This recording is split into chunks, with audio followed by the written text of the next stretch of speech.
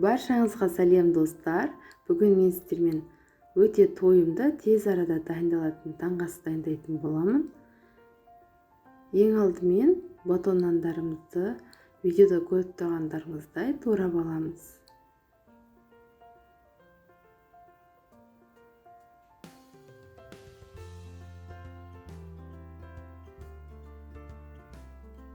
Нандарымызды тапамызға орналастырып аламыз. Осы кезде пешімізді қосып қыздыртуға қоямыз. Шұжығымызды видеода көріп тұрғандарыңыздай турап шығамыз.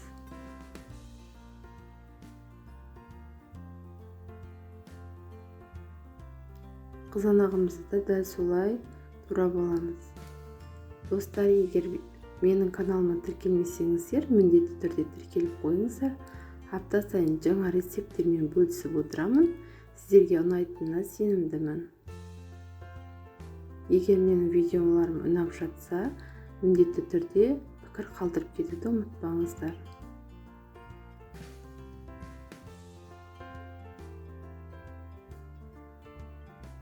Неге қызанағымызды да турап алайық.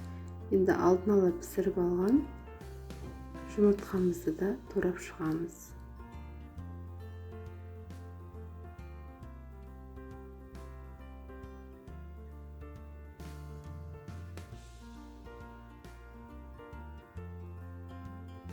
Сырымызды алдын ала теркадан өткізіп алдым. Дәл осылай ұсақ қып өткізіп алыңыздар. Сыр бізде ерекше дәм беріп тұрады. Енді барлығын ыдысымызға салып араластырып аламыз.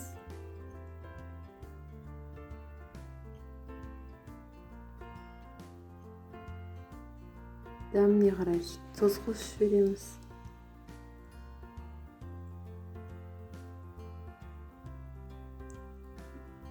Енді батон нандарымыздың үстіне салып шығатын боламыз. Неге көріп тұрғандарыңыздай барлығын орналастырып салып алдық. Енді қызып тұрған пешімізде пісіріп алатын боламыз. Міне достар, пісіп шықты. Қытырлақ өте дәмді болып шығады. Сіздер де жасап көріңіздер. Егер видео ұнаса, менің каналыма тіркеліп кетуді ұмытпаңыздар.